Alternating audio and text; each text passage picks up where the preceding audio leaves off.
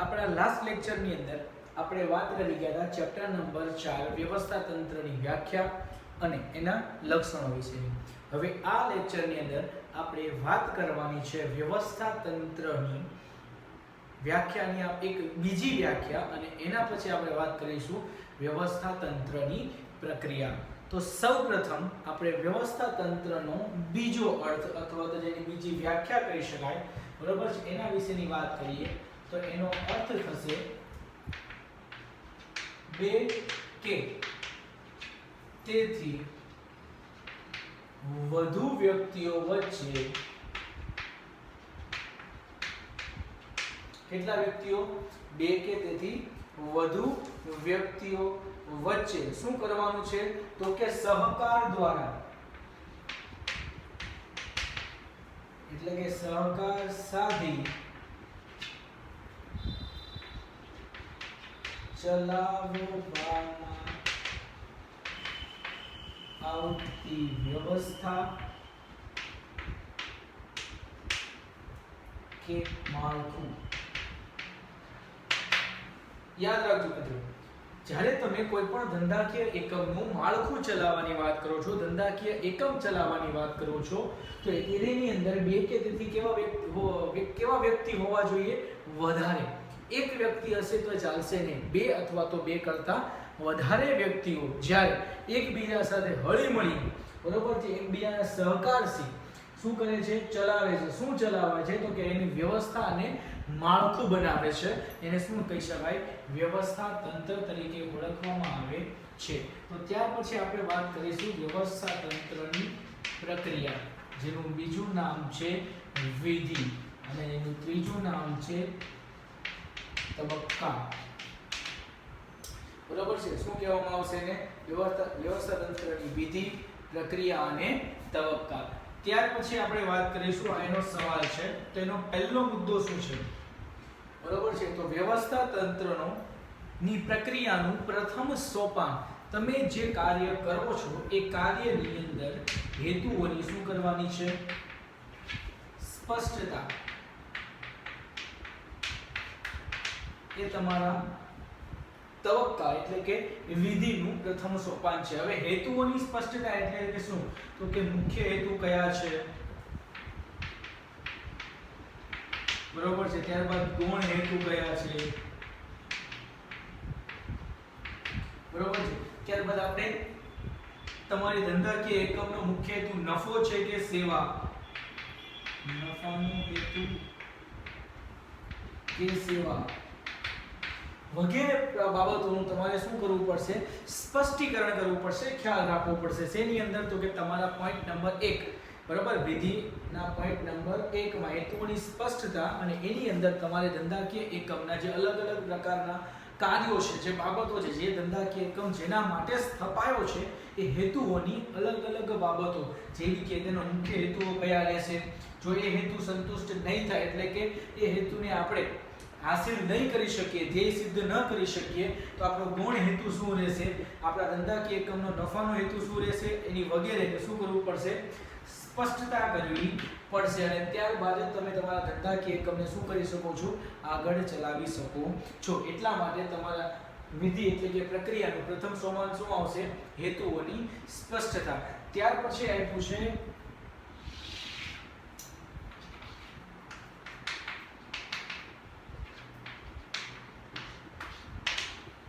કાર્યોની યાદી. સાહેબ, હેતુઓની સ્પષ્ટતા થઈ ગયા બાદ હવે તમને ખ્યાલ આવી ગયો હશે કે ભાઈ તમારે તમારા ધંધાકીય એકમમાં કયા પ્રકારની પ્રવૃત્તિઓ દ્વારા ધંધાકીય એકમ ચલાવવાનું છે. પરંતુ ત્યારબાદ હવે સર્જન થાય છે કાર્યોની યાદી. કાર્યોની યાદી એટલે શું? તો કે સર, આ જે કાર્યોની યાદી છે એમાં તમે ધંધાકીય એકમમાં જે હેતુ નક્કી કરેલા છે, એટલે કે હેતુઓના આધારે કાર્યની સ્પષ્ટતા કરવી. શું કરવામાં આવે? કાર્યની શું કરવામાં આવશે? સ્પષ્ટતા, કે ભાઈ તમારે કેવા પ્રકારના કાર્યો કરવાના છે એની સ્પષ્ટતા કરવામાં આવે, અને એની સુલેખિત યાદી તૈયાર કરવાની રહેશે. ત્યારબાદ કયું કાર્ય પ્રથમ કાર્ય છે, બરાબર છે, છેલ્લું કાર્ય, ત્યારબાદ એ કાર્ય કોણ કરશે, વગેરેની શું કરવામાં આવશે? ચકાસણી એટલે કે નિશ્ચિત કરવામાં આવશે, નિર્ણય લેવામાં આવશે. કોની અંદર? કાર્યોની યાદીની અંદર. અને આ જે કાર્યોની યાદી તૈયાર કરવામાં આવશે એમાં ચોક્કસ અને ખાસ કાળજી રાખવામાં આવશે કે કોઈ પણ કાર્ય બેવડાતું તો નથી ને, બરોબર છે? એટલે કે કાર્ય રહી નથી જતું અથવા તો એકને એક કાર્ય વધુ વખત એટલે કે એક કરતા વધુ વખત એ કાર્ય કોઈ વ્યક્તિ દ્વારા કરવામાં તો નથી આવતું. એને શું કરવામાં આવે છે? ચકાસણી કરવામાં આવશે. અને ત્યારબાદ આપણો ત્રીજો મુદ્દો, પહેલો શું હતો? હેતુઓની સ્પષ્ટતા. બીજો શું છે? કાર્યોની યાદી. પછી આવ્યું છે કાર્યોનું વિભાગીકરણ.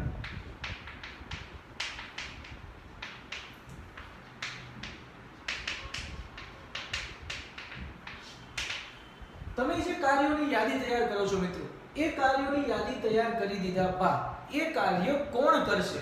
બરોબર ને? અહીંયા મેં તમને લખ્યું છે કાર્યોની યાદી તૈયાર કરતી વખતે એ કાર્ય કોણ કરશે નિશ્ચિત કરવામાં આવે છે. ત્યારબાદ એ કાર્ય જે વ્યક્તિ કરવાનો હોય એને અલગ અલગ વિભાગોમાં શું કરવામાં આવે છે? કાર્યની વહેંચણી. બરોબર છે? હવે આ કાર્યની વહેંચણી કઈ રીતે થશે? તો કે ઉત્પાદન કાર્ય, વેચાણ વગેરે બાબતોની અંદર શું કરવામાં આવે છે? એને વહેંચી દેવામાં આવે છે. કાર્યોને અલગ અલગ વિભાગોમાં ડિસ્ટ્રીબ્યુટ કરવામાં આવશે. અહીંયા તો આપણે ખાલી બે જ લખ્યા છે, ઉત્પાદન, વેચાણ, પરંતુ તમે એને ઉત્પાદન, ખરીદી, વેચાણ, નાણાકીય કાર્ય વગેરે બાબતોમાં તમે એને શું કરી શકો છો? વહેંચી શકો છો. ત્યાર પછી જો વાત કરવા જઈએ તો કાર્યોના વિભાગીકરણ એ આપણી વ્યવસ્થા તંત્રની પ્રક્રિયાનું ત્રીજું સોપાન હતું, એટલે કે ત્રીજું પગથિયું હતું. હવે છે જે પ્રમાણે તમે કાર્યોનું વિભાગીકરણ કરેલું છે, અલગ અલગ ભાગમાં એની વહેંચણી કરેલી છે, તો આ વહેંચણી કર્યા બાદ શું કરવામાં આવે છે? તો કે એના હોદ્દા કોના? તો કે વિભાગીય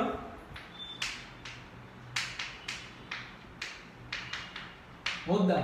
સાહેબ સૌથી પહેલા તો અને પહેલા માહિતી આપી દઉં, વિભાગીય હોદ્દા એટલે શું? તો કે હોદ્દા એટલે એ વ્યક્તિની લાયકાત.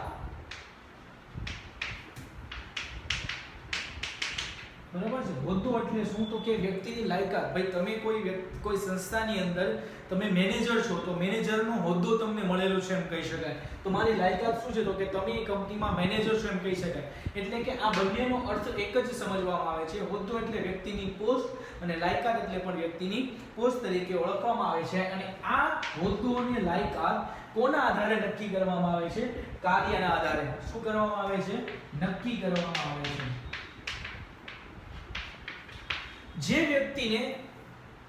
વ્યક્તિ પાસે બરોબર છે કોઈ કાર્ય સોંપવામાં આવે તો એ કાર્ય એની લાયકાતના આધારે એટલે કે એના કળા, કૌશલ્ય, આવડત ના આધારે શું કરવામાં આવે છે? કાર્યની સોંપણી કરવામાં આવશે. અને આ કળા, કૌશલ્ય અને આવડતના આધારે જે કાર્યની સોંપણી કરવામાં આવશે એ કાર્યની સોંપણીના આધારે જ એમને હોદ્દો અને લાયકાત નક્કી કરવામાં આવે છે. શું કરવામાં આવે છે? એ કાર્યનો હોદ્દો અને લાયકાત નક્કી કરવામાં આવશે. ત્યાર પછી હજુ એક પોઈન્ટ તમને કહી દઉં તો આ જે વિભાગીય હોદ્દેદારો છે બરોબર, એમને પોતાનો કેવો એજ્યુકેશન અભ્યાસ કરેલો છે, એમની આવડત શેમાં છે, એની રુચિ શેમાં છે, આ પણ એક મહત્વની બાબત છે. સર કળા, કૌશલ્ય અને આવડતની તો વાત થઈ ગઈ. ભાઈ કળા એટલે શું? તો કે કોઈ વ્યક્તિ ડોક્ટર છે તો એને ડોક્ટરનું કામ આવડે છે તો એને કાર્ય સોંપવામાં આવશે. કોઈ વ્યક્તિ એન્જિનિયર છે તો એને એન્જિનિયરિંગનું કામ આવડે છે તો એને આપણે સોંપીશું. પરંતુ બરોબર છે ઘણી વખત શું થાય, એ વ્યક્તિ પાસે કળા છે, કૌશલ્ય છે, આવડત પણ છે, પણ એની એ કાર્ય કરવામાં રુચિ નથી. બરોબર છે? તે વ્યક્તિ કાર્ય કરવા તૈયાર નથી. તો એવા વ્યક્તિને એ કાર્યની સોંપણી ન કરવી જોઈએ. કેમ? તો કે એ કાર્ય કરવા માટે વ્યક્તિને પસંદ નથી, રુચિ નથી, અભિરુચિ નથી, એટલા માટે એ સારું કાર્ય કરી શકશે નહીં. તો એવા જ કાર્યની સોંપણી એને કરો જેમાં એની કળા, કૌશલ્ય અને આવડત હોય, સાથે સાથે એની શું હોય? તો કે એની રુચિ પણ જોવા મળે. બરોબર છે? ત્યાર પછી આપ્યું છે પોઈન્ટ નંબર 5. શું છે? તો કે જે વ્યક્તિને વિભાગીય હોદ્દા અને લાયકાત નક્કી કરવી કે ભાઈ આ કાર્ય કરવા માટે આ મેનેજર છે, આની નીચે આ કર્મચારી છે. બરોબર? હવે તમે હોદ્દા અને લાયકાત તો નક્કી કરી લીધી કે આ વ્યક્તિ આ કાર્ય કરવા માટે શું છે? સક્ષમ છે, તેની આવડત છે, કળા છે, કૌશલ્ય છે. હવે શું કરવાનું છે? તો કે હવે આપણે તે વ્યક્તિને શેની સોંપણી કરવાની છે? સત્તા અને ફરજોને શું કરવાની રહેશે? સોંપણી. એક વસ્તુ યાદ રાખજો મિત્રો, કોઈ પણ ધંધાકીય એકમની અંદર કોઈ પણ વ્યક્તિને જ્યારે કાર્યની સોંપણી કરવામાં આવે છે તો સૌપ્રથમ એને ફરજની સોંપણી કરવામાં આવશે. કોની સોંપણી કરવામાં આવશે? ફરજની સોંપણી પ્રથમ કરવામાં આવશે. ત્યારબાદ જ ધંધાકીય એકમની અંદર જો એને જે ફરજો આપવામાં આવી છે, જે જવાબદારી આપવામાં આવી છે, જવાબદારીનું સંપૂર્ણપણે પાલન કરે તો અને તો જ એ વ્યક્તિને કાર્ય કરવા માટે શું આપવામાં આવે છે? સત્તા આપવામાં આવે છે. નહીતર એ વ્યક્તિને સત્તા આપવામાં આવતી નથી. એટલા માટે કહી શકાય કે કોઈ પણ વ્યક્તિને એમનો હોદ્દો અને લાયકાત નક્કી થઈ ગયા બાદ એ વ્યક્તિની કળા કૌશલ્ય અને આવડતના આધારે એમને યોગ્ય સત્તા અને યોગ્ય જવાબદારીનું બીજું નામ છે ફરજ, એ શું કરવામાં આવે છે? સોંપણી કરવામાં આવે છે. અને આ સત્તા અને જવાબદારીની ફરજો આપણે ધંધાકીય એકમના વ્યવસ્થા તંત્રની અંદર જે અલગ અલગ વિભાગીય હોદ્દા અને લાયકાત નક્કી કરેલી છે એના આધારે અને જે કાર્યનું વિભાગીકરણ કરેલું છે એના આધારે આપીશું. ત્યાર પછી આવે છે જ્યારે સત્તા અને ફરજોની સોંપણી થઈ જાય તો એક બાબત યાદ રાખજો, આ સત્તા અને ફરજની સોંપણી કાર્યના આધારે કરવામાં આવે છે. કોના આધારે? કાર્યના આધારે. તેમજ કોની આધારે? તો કે વ્યક્તિની લાયકાતના આધારે. આવડત અને લાયકાતના આધારે આપવામાં આવશે. બરોબર છે. ત્યાર પછી આપણે વાત કરીશું પોઈન્ટ નંબર 6 એટલે કે આપણા વ્યવસ્થા તંત્રની પ્રક્રિયાનો છઠ્ઠો મુદ્દો, એ છે આંતર સંબંધોની સ્થાપના.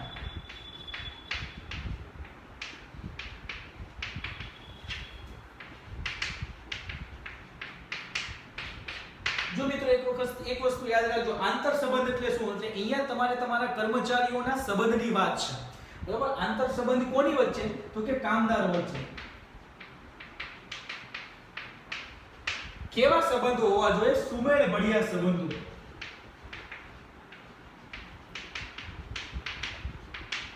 જો એક વસ્તુ યાદ રાખજો, સુમેળ ભળિયા સંબંધો એટલે કે તમારે એમની વચ્ચે મેરેજ નથી કરાવવાના.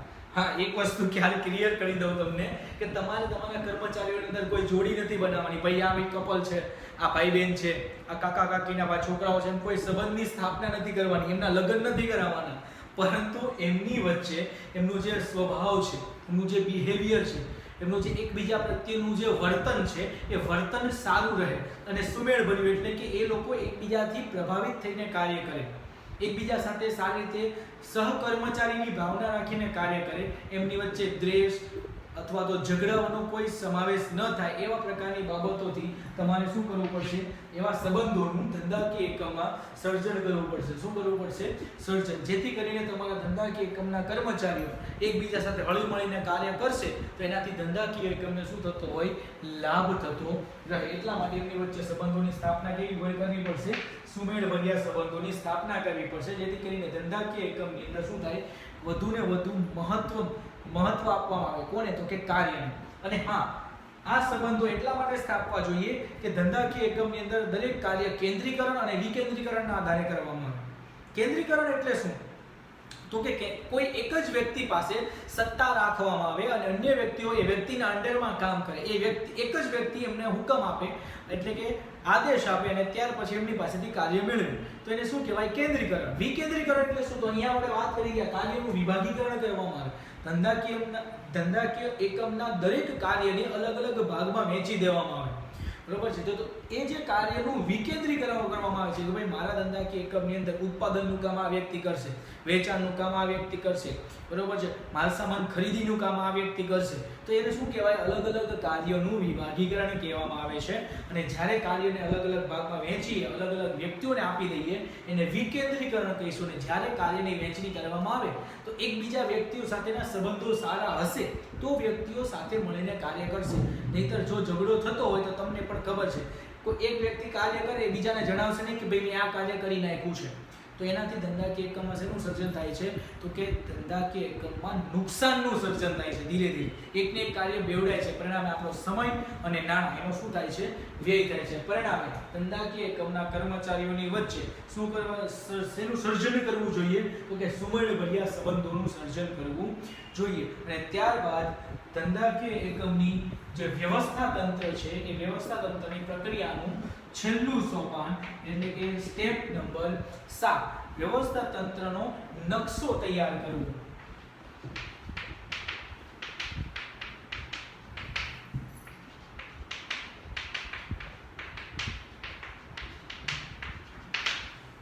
નકશો તૈયાર કરવો એટલે શું? તો કે સાહેબ વ્યવસ્થા તંત્રની અંદર તમે જે વ્યક્તિને, બરોબર, અહીંયા આપણે કીધું હેતુઓ નક્કી સ્પષ્ટતા કરવી. ધંધાકીય એકમની હેતુ શું છે? તો કે મુખ્ય હેતુ આ છે, આ કાર્ય માટે અમે ધંધાકીય એકમની શરૂઆત કરી છે અને અમારો મુખ્ય હેતુ નફો કમાવાનો છે. તો મેં શું કહ્યું? પછી બીજું સ્ટેપ શું આવ્યું? કાર્યની યાદી બનાવી કે આપણે આ એકમની અંદર આટલા આટલા પ્રકારના કાર્ય કરવાના છે. ત્યાર પછી અલગ અલગ કાર્યને અલગ અલગ વિભાગમાં વહેંચી દીધા, બરોબર. પછી એ વિભાગની અંદર જે વ્યક્તિઓ કાર્ય કરવાના છે એના હોદ્દાઓ નક્કી કરી રાખી. ભાઈ એક વ્યક્તિ કામ કરશે, એની અંદર 10 વ્યક્તિઓ અંડરમાં આવશે. તો વિભાગીય હોદ્દેદારોને એ લાયકાત નક્કી કરી કે આ જ લાયકાતનો વ્યક્તિ આ કાર્ય માટે આપણે નક્કી કરવાનો છે. પછી જે વ્યક્તિની તમે શું કરો છો? નક્કી કરો છો લાયકાતના આધારે, એ વ્યક્તિને શું કરો છો? સત્તા અને ફરજોની સોંપણી કરવામાં આવે છે. શું કરવામાં આવે છે? સત્તા અને ફરજોની સોંપણી કરવામાં આવે છે. એમાં પ્રથમ શું આપવામાં આવે છે? ફરજ આપવામાં આવશે અને પછી સત્તા આપવામાં આવે છે. ત્યારબાદ તો કે એ જે કર્મચારીઓને પસંદ કરવામાં આવેલા છે એ કર્મચારીઓની વચ્ચે એક સુમેળ ભર્યા, એક હર્ષોલ્લાસ સાથે કાર્ય કરે એવા પ્રકારના સંબંધોની સ્થાપના કરવામાં આવે. ત્યારબાદ તમે જે વ્યવસ્થા કરેલી છે, કેવી વ્યવસ્થા? તો કે હેતુઓની સ્પષ્ટતાથી લઈને આંતર સંબંધો વિશે સુધીની, તો એ દરેક વ્યવસ્થાનો શું બનાવવામાં આવશે? એક નકશો તૈયાર કરવામાં આવશે. એટલે કે એની અંદર ભાઈ ટોપ આનો વ્યક્તિનો માલિક કોણ છે? તો કે ભાઈ આપણે વાત કરીએ રિલાયન્સ મુકેશભાઈ અંબાણી, બરોબર. તો મુકેશભાઈ અંબાણીની કંપની જે છે રિલાયન્સ, એનો એક ભાઈ છે બીજો અનિલ અંબાણી. તો ખરેખર રિલાયન્સની સ્થાપના કોણે કરી? તો ધીરુભાઈ અંબાણીનું નામ ઉપર આવશે. એના અંડરમાં બે ભાગ પડશે, મુકેશભાઈ અંબાણી અને અનિલ અંબાણી, બરોબર. તો આ બંનેના અંડરમાં એના જે છોકરાઓ છે, અનંત અંબાણી છે કે ભાઈ એની જે છોકરી છે ડોટર, એના છોકરાઓ છે, તે બધાના નામ નીચે આવશે. અને એ એવી વસ્તુ દર્શાવતી હશે કે ભાઈ આ કંપનીના માલિક છે, આ કંપનીની અંદર ઉત્પાદન વિભાગ આ વ્યક્તિ પાસે છે, બરોબર છે. અહીંયા આપણે વાત કરી કે ઉત્પાદન વિભાગ, તો ભાઈ રમેશભાઈ પાસે ઉત્પાદન વિભાગ છે, બરોબર. મગનભાઈ પાસે વેચાણ વિભાગ છે. તો અલગ અલગ પ્રકારના શું કરવામાં આવે છે? વિભાગોની શું કરવામાં આવે છે? વહેંચણી કરવામાં આવશે અને એની એક આખી રૂપરેખા તૈયાર કરવામાં આવશે કે કોણ વ્યક્તિ આ કંપનીનો માલિક છે, કોણ એનો સંચાલક છે, કોણ એ કંપનીનો જનરલ મેનેજર છે, કોણ એ કંપનીનો સીઈઓ છે, એ કંપનીની અંદર મેનેજર કોણ છે, એ કંપનીના કર્મચારીઓ કોણ છે અને કયા હોદ્દામાં કયા વ્યક્તિને આપણે નિયુક્ત કરેલા છે, એનો આખો અને આખો એક રૂપરેખા એટલે કે નકશો તૈયાર કરવામાં આવશે. અને બને હોય અને શક્ય હોય તો આ એક નકશો કે જે ચાર્ટ તૈયાર કરવામાં આવે છે એને એકમના એન્ટ્રાન્સ ગેટ, એટલે કે જ્યાં એકમ, માનો કે આ એકમનો ગેટ છે, બરોબર છે, આપણે અહીંયાથી એન્ટ્રી લેવાની છે. તો આ ચાર્ટને જ્યારે પણ ધંધાકીય એકમની અંદર કોઈ કર્મચારી પ્રવેશે તો ત્યાં સામે જ લગાવવામાં આવે કે જેથી દરરોજ બધાને યાદ રહે કે આ ધંધાકીય એકમના માલિક છે કે ધંધાકીય એકમના શું છે? વ્યક્તિ. અને એ નકશાને ધંધાકીય એકમના નોટિસ બોર્ડ પર લગાવવો જોઈએ. આ નકશો ક્યાં લગાવવાનો છે આપણે? કે તમને પણ ખબર હશે, તમે કોઈ પણ સ્કૂલની અંદર જાઓ તો સ્કૂલમાં નવી પ્રવૃત્તિ કંઈક થવાની છે ભવિષ્યમાં, 2 દિવસ પછી 5 દિવસ પછી કોઈ સ્પર્ધા હોય તો એની સૂચના ક્યાં લગાવી દેવામાં આવે? નોટિસ બોર્ડ પર. એક્ઝામનું ટાઈમ ટેબલ પર નોટિસ બોર્ડ પર લગાવવામાં આવે, બરોબર. આ તો આપણી સ્કૂલોમાં એવું હોય કે ભાઈ તમારા ક્લાસમાં નોટિસ આવે, વાંચે અને તમને ખબર પડે. પણ જ્યારે તમે કોલેજમાં કે મોટી ઇન્સ્ટિટ્યૂટમાં સ્ટડીમાં જાઓ, મોટી સંસ્થાઓમાં, તો ત્યાં તમને કોઈ કહેવા નહીં આવે. તમારે તમારું નોટિસ બોર્ડ પર વાંચી લેવાનું કે તમારે ભવિષ્યમાં એટલે કે 2 દિવસ 5 દિવસ પછી એક્ઝામ છે કે નહીં, અથવા તો સ્કૂલની સ્પર્ધાઓ વિશેની બધી જ માહિતી તમને ક્યાંથી મળી રહે છે? નોટિસ બોર્ડ પર. તો એવી જ રીતે અત્યારે ધંધાકીય એકમની અંદર જે પણ સંચાલકો છે એની વગેરે માહિતી તેમજ વ્યવસ્થા તંત્રનો પૂરો નકશો અને એની રૂપરેખા ક્યાં મૂકી દેવાની? તો કે નોટિસ બોર્ડ પર મૂકી દેવાની, કે જેથી કરીને તમને ખ્યાલ આવે કે એ વ્યવસ્થા તંત્રની અંદર કેવા પ્રકારનું કાર્ય છે ને કોણ કોણ કાર્ય કરે છે. તો આ તો વ્યવસ્થા તંત્રનો અર્થ અને એની પ્રક્રિયા. તો ફરી વખત વ્યવસ્થા તંત્રનો અર્થ એક વખત રિપીટ કરી દઈએ. 2 કે તેથી વધુ વ્યક્તિઓ વચ્ચે શું કરવાનું છે? સહકાર સાધી ચલાવવામાં આવતી વ્યવસ્થા કે માળખું, એટલે વ્યવસ્થા તંત્ર. અને એની પ્રક્રિયાના કેટલા સોપાનો છે? 7 સોપાન, એટલે કે 7 પગથિયા છે. એમાં પહેલું છે હેતુઓની સ્પષ્ટતા, ત્યારબાદ છે કાર્યોની યાદી, એના પછી આપ્યું છે કાર્યોનું વિભાગીકરણ, ત્યાર પછી કાર્યનું જે વિભાગીકરણ કરવામાં આવ્યું છે એના હોદ્દા અને લાયકાત નક્કી કરવી, ત્યાર પછી ધંધાકીય એકમના કર્મચારીઓની સત્તા અને ફરજોની સોંપણી કરવી, તેમની વચ્ચે આંતર સંબંધોની સ્થાપના કરવી, અને 7મું વ્યવસ્થા તંત્રનો નકશો તૈયાર કરવો. આ હતી વ્યવસ્થા તંત્રની પ્રક્રિયા.